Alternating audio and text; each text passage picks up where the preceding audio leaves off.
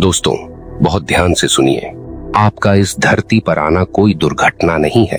आपका इस विशेष परिवार में जन्म लेना यह किसी संयोग का परिणाम नहीं, बल्कि ईश्वर की अत्यंत सूक्ष्म योजना का हिस्सा है। जिस घर में आप पले हैं, जिन लोगों के बीच आपका जीवन खुला है, वे सब कोई रैंडम पात्र नहीं हैं।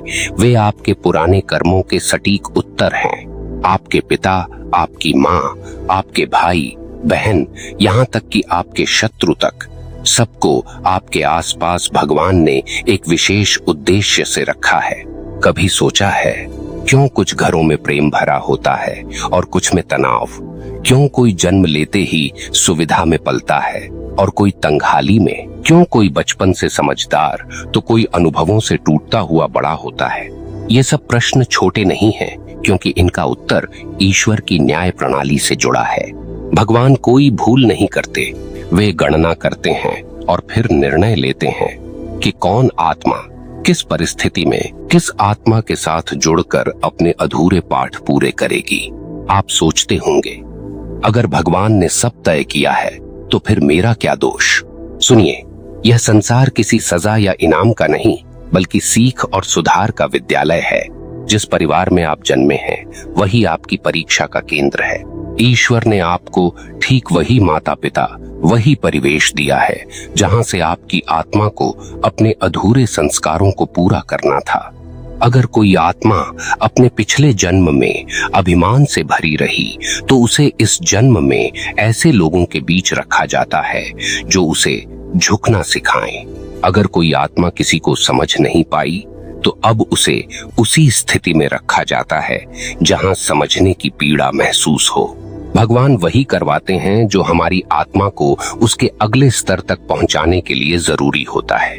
कभी कभी हम कहते हैं, काश मेरा जन्म किसी और घर में हुआ होता। पर सोचिए, क्या आप किसी और घर में जाकर भी वही सीख पाते जो आज पा रहे हैं?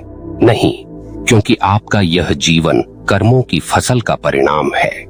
आपका जन्म स्थान, आपका परिवार, आपका समय, ये सब मिलकर आपके लिए बने दिव्य प्रयोगशाला की तरह हैं, जहां आप खुद को परखते हैं, गलते हैं और अंततः तप कर सोना बनते हैं। ईश्वर ने किसी को किसी से ऊंचा या नीचा नहीं बनाया।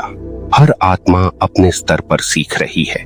कुछ लोग आपको चोट पहुंचाएंगे, कुछ आपको सिखाएंगे और कुछ केवल आपकी आत्मा के आईने बनकर आपके भीतर की कमियों को दिखाएंगे। इसलिए जो लोग आपके सबसे करीब हैं, वही आपके सबसे बड़े शिक्षक हैं। कभी कभी जो आपको सबसे ज्यादा दुख देते हैं, वे ही आपके लिए सबसे महत्वपूर्ण आत्माएं होती हैं, क्योंकि भगवान ने उन्हें उसी भूमिका में रखा है ताकि आपकी आत्मा विनम्रता, करुणा और धैर्य का स्वाद चखे। और यही बात बहुतों को कठोर लगती है कि भगवान कठोर हैं। हाँ, वे कठोर हैं, क्योंकि वे सस्ता प्रेम नहीं देते। वे वह प्रेम देते हैं जो आत्मा को झकझोर दे, उसकी नींद तोड़ दे।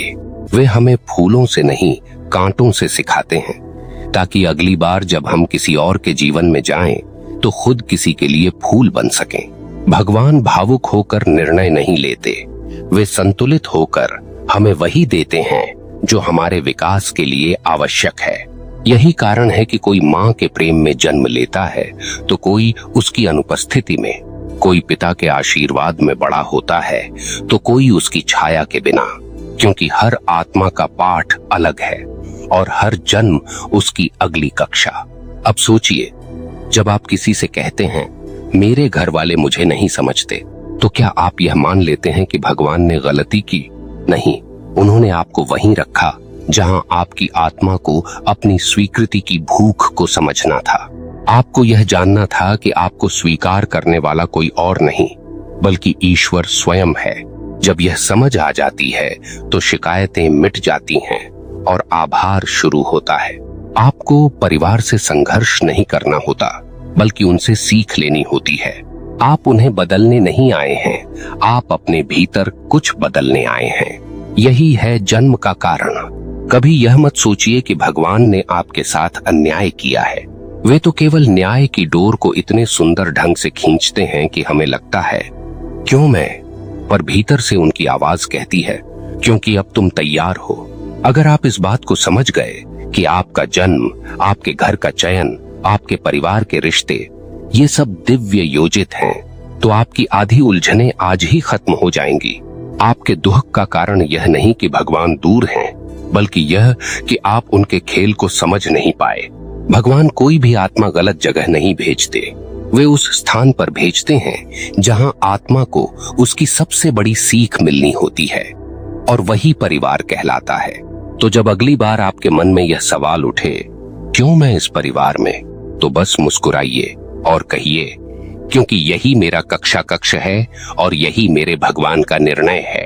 अब अगर यह बात आपके दिल को छू रही है, अगर आपको लगा कि भगवान के निर्णय में वाकई गहराई है, तो कमेंट में बस इतना लिखिए, मैं ईश्वर के निर्णय पर भरोसा रखता हूँ।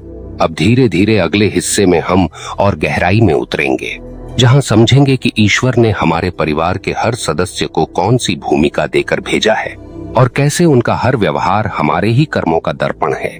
यही वह हिस्सा है जहाँ आत्मा सच्ची समझ को छूती है। हर आत्मा अपने आसपास के लोगों से जुड़ी होती है, जैसे एक अदृश्य धागा जो जन्मों जन्मों तक चलता है। आपके माता पिता, आपके भाई बहन, आपके बच्चे, ये सभी आत्माएं पहले से आपके साथ किसी न किसी रूप में जुड़ी रही हैं। कभी आपने किसी को दुख दिया था, तो इस जन्म में वही आत्मा आपके जीवन में आई है ताकि आप महसूस करें कि वह दुख क्या होता है। कभी आपने किसी की मदद की थी, तो वही आत्मा अब आपके परिवार के रूप में आई है ताकि वही प्रेम आपको लौटाया जाए। हर रिश्ता केवल वर्तमान का नहीं, वह कर्मों की पुरानी कड़ी है जो ईश्वर ने बिल्कुल सटीक रूप से दोबारा गूंथी है। यही कारण है कि कोई बच्चा जन्म से अपने पिता से डरता है और कोई माँ के बिना भी संतुष्ट रहता है, क्योंकि आत्माएं अपने बीच के पुराने बंधन लेकर ही आती हैं। भगवान सब जानते हैं, वे किसी को किसी के घर में यूं ही नहीं भेजते। वे उस आत्मा को उस घर में उतारते हैं जहां उसकी अधूरी यात्रा पूरी हो सके। कभी आप किसी को बहुत प्यार करते हैं और वह आपको समझ नहीं पाता, तो जानिए उस आत्मा के साथ आपकी कोई पुरानी कहानी अधूरी थी। भगवान चाहते हैं कि अब आप उस अधूरी कहानी को प्रेम, समझ और क्षमा से पूरा करें। आपके परिवार में हर व्यक्ति एक आईना है जो आपके भीतर की किसी कमजोरी को दिखा रहा है। जो आपको क्रोध दिलाता है वह आपके भीतर के अधैर्य का दर्पण है। जो आपको तिरस्कार दिखाता है वह आपके भीतर के अहंकार को जगाता है। और जो आपको प्रेम देता है वह आपको यह याद दिलाता है कि ईश्वर आपके अंदर भी प्रेम बनकर बैठा है। आपको केवल पहचानना है कि कौन क्या सिखाने आया है। भगवान कभी सीधे नहीं बोलते, वे लोगों के रूप में बोलते हैं। वे माँ के रूप में बोलते हैं जो हर दर्द में कहती है सब ठीक हो जाएगा। वे पिता के रूप में बोलते हैं जो कठोर शब्दों में भी सुरक्षा की भावना रखता है। वे भाई के रूप में बोलते हैं जो मजाक में भी आपका साथ नहीं छोड़ता। वे बहन के रूप में बोलते हैं जो बिना बोले समझ जाती है। और कभी वे उस रिश्ते के रूप में बोलते हैं जिसे आप सबसे कठिन समझते हैं, ताकि आप धैर्य का अर्थ जान सकें। आपका परिवार आपके खिलाफ नहीं है, वे केवल वह माध्यम हैं जिनसे भगवान आपको आपके असली रूप तक पहुंचा रहे हैं।